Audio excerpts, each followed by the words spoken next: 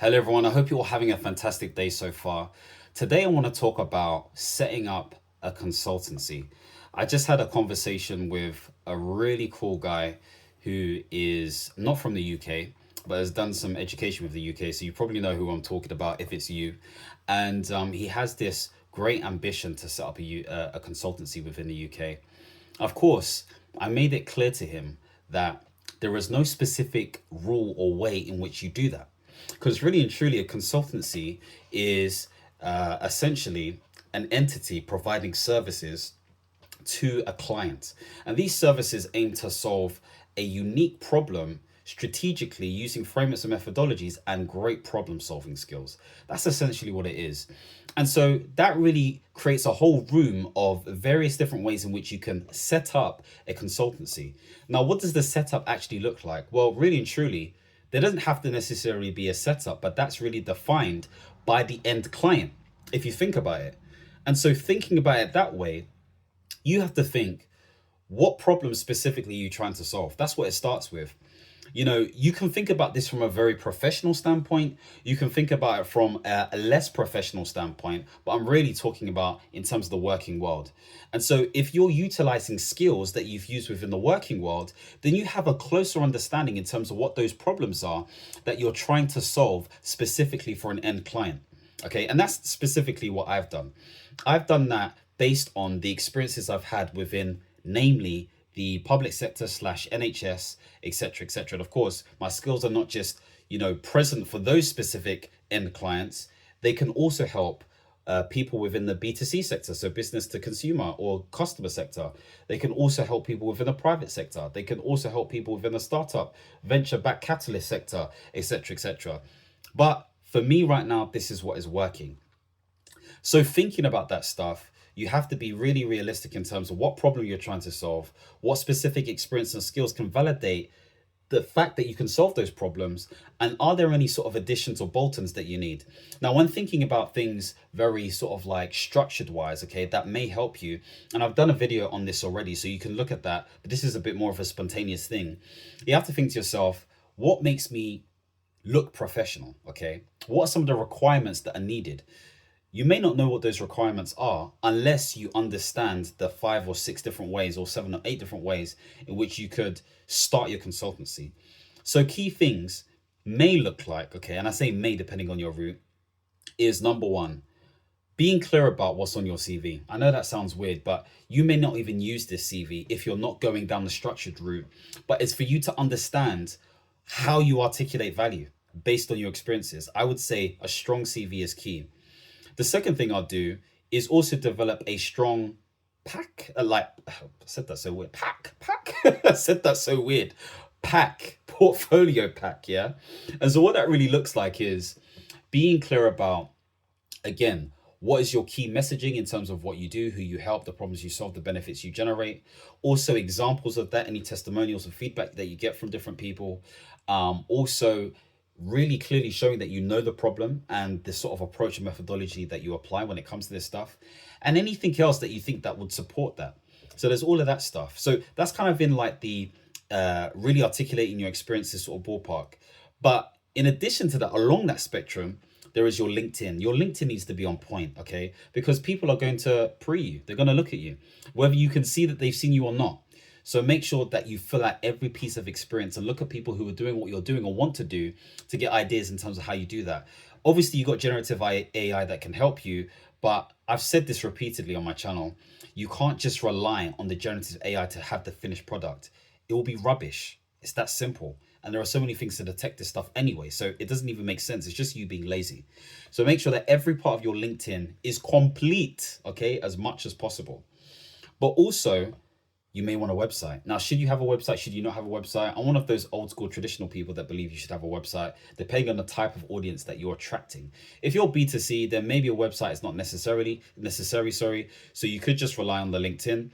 But if you're looking for like business to business, have a website, okay? Even if you're just going down the recruitment route, have a website. So we're talking about how we articulate our value along that spectrum. The next thing I'd say is to make sure that you're registered. So should you be a sole trader? Should you be a limited company?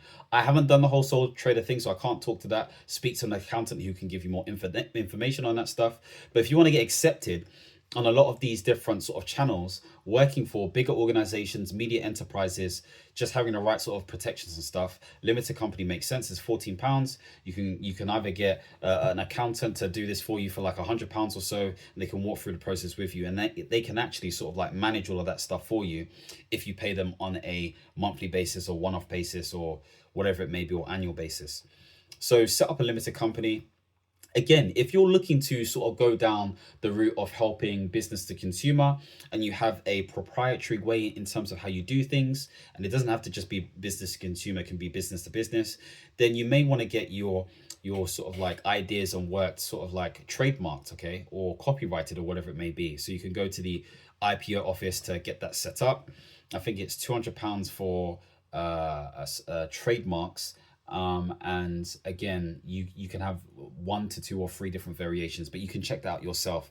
That's if you're thinking that way. And of course, for people who are trying to do bigger and bolder things with patents, I think that's £1,000, but you can start thinking about that stuff as well. If you're going global, there are ways to do this globally as well. Okay, whether you're thinking about the States, Europe, etc., etc. If you're just thinking about the UK, this is perfectly fine. So you've got the 3-prong attack. You've got the website, okay, and obviously you'd need to get the URL, whether it's I would preferably get a .com with your name, but if you've got a limited company sort of like name for your business, then of course get that .com. If you can't get .com, it's not the end of the world. You can get .uk, .co, depending on what type of business you have. If it's AI invested, then you can get .ai as an example. And so there are all these different variations you can get, but stick to traditional. It makes sense to do it that way. And of course, all of your socials just need to look clean, professional, and slick, whether you're producing content, not producing content, etc., etc. Now, of course, if you're going down the contracting route, whether you're inside or outside of I-35, and you can check previous videos in terms of what I talk about in relation to those, then it makes sense to speak to the right sorts of people. So you want to sort of like speak to individuals that you've worked with before, tell them that you're going down the contracting consulting route, if they know any sort of recruiters, what's happening within the organization right now, all of that kind of stuff there. Closed mouths don't get fed. This is about speaking to different people and really sort of getting them to understand what you're about. Okay, so all of that jazz is really, really key. The other thing I'd say is that you need to make sure that you are putting your CV on the right sort of places. So the traditional places will be the CV libraries, will be the I hate Indeed, but anyway, Indeed as an example, or the Reads, or the job serves, or the public sector resourcing, and all of that kind of stuff there. Of course, the hidden consulting or contracting market is when you speak to these individuals. But here's why it's important for you to upload your CV onto this stuff. Maybe you even want to boost it for £10 on a CV library. The fact that you put your stuff on there means that there are going to be recruiters who actually contact you based on the fact that they found your profile. But they're only going to find your profile and see you as somebody who is the right fit if you have, again, the right Boolean sort of like keywords and strings on your CV. Okay, so if you're a program manager, we're looking for things like RAID log, governance, risk and issues, escalation, project brief, program brief, business case. These are keywords, but obviously you don't want to stuff these keywords. It has to fit a certain methodology and approach, and of course it needs to talk to key results as well that are measurable, that are tangible, that are either you make money, save money, or you have some sort of qualitative improvement. Okay, maybe this is a percentage or a number of things that have happened since you've been there. Okay, what is the gap analysis? Great thing to understand when you're doing project management. So all of this stuff, you bear this in mind when it comes to those different types of things. But in addition to that, is also thinking about, okay, there's the hidden job market, there is the CV job market. Is there anything on the socials, such as the LinkedIns and all that kind of stuff there? Me personally, I haven't got anything through LinkedIn in terms of that. I've got things through LinkedIn via B2C when it's come to my own sort of like coaching, mentoring and advisory practice, but less so when it comes to sort of like government contracts, public sector contracts, etc., etc. It's been slightly different. There are people who've come to me and we've, formed relationships and stuff as recruiter and, consultant, contractor, but that's about it. I'm not saying it's not a thing. I'm just saying for me, I can't really talk to that too hard. However, they have commented on my LinkedIn and they have commented on the fact that I produce certain types of content. So it garners a bit more interest. One thing I will say, if you have an additional skill or sort of like edge, such as coaching or mentoring, and you've got a qualification for it and you've got a whole thing set up, there is a certain air that you have because you create this intrigue. You just become more reliable for whatever reason. Okay. I would also say having certain types of qualifications are going to be key. So for me, MSP, change management, all of that kind of stuff there is something that is recognized for the public sector sort of space. I know in the States, PMP is a thing. So that's going to become something that is more focused on. Agile is a thing within the AI tech space, etc., all of that kind of jazz. So know your audience, know your market. You can ask these recruiters in terms of what they're specifically looking for. So that's all of that sort of space in terms of the contracting world, whether you're outside of IR35 independent consulting or inside of IR35 as a contractor, but you can still develop those skills because you're learning to basically be your own financial advisor. Okay. Before I move on, business insurance is key. So Kingsbridge is one thing that is an organization that I use when it comes to business insurance, and that's looking at professional indemnity, public liability insurance, and IR35 status protection. Because there are some organizations that will put you down as a certain type of a tax sort of like not bracket but tax code, which is incorrect. And typically what happens is, especially if you're a public sector, these organizations are scared to put you down as outside just in case they get it wrong because they could get fined, and it's more advantageous for them to put you down as inside. The difference between the two, it comes down to autonomy. So most people want to be outside because of the tax efficiency and the autonomy relative to the inside, but you can be treated like an outside depending on who your end client is.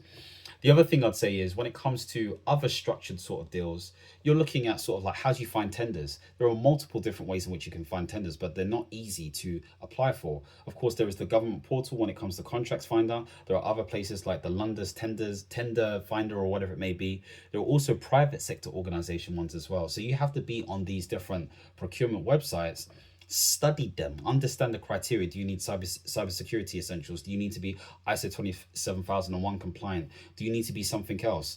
Are there certain experiences or qualifications or years of experience that you need in order for you to cater or even qualify for some of this stuff?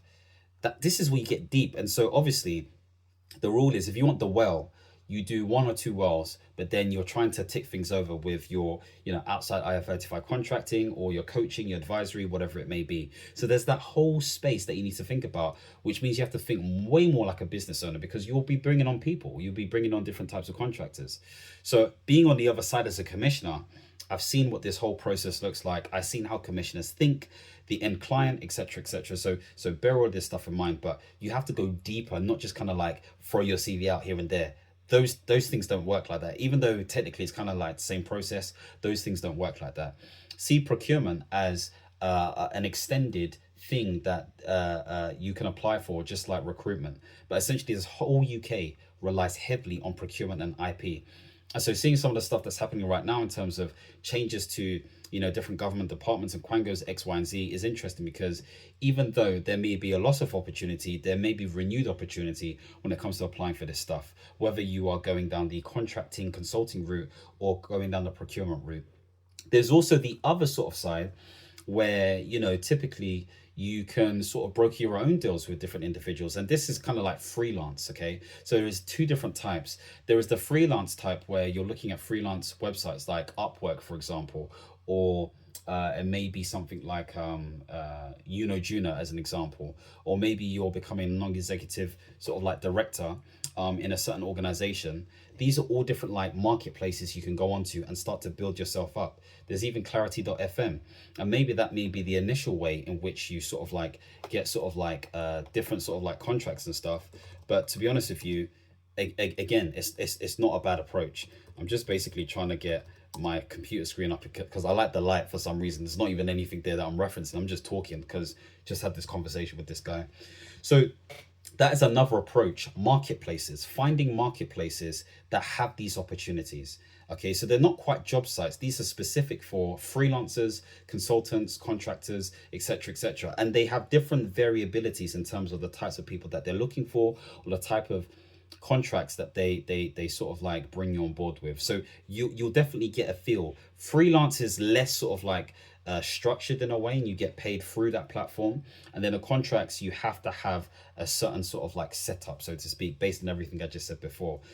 But if we're still moving to this whole freelance consulting space, then you have to find the right sort of groups that you can sort of attach to. So these may be groups where there are startups. These may be groups where there is venture capitalism.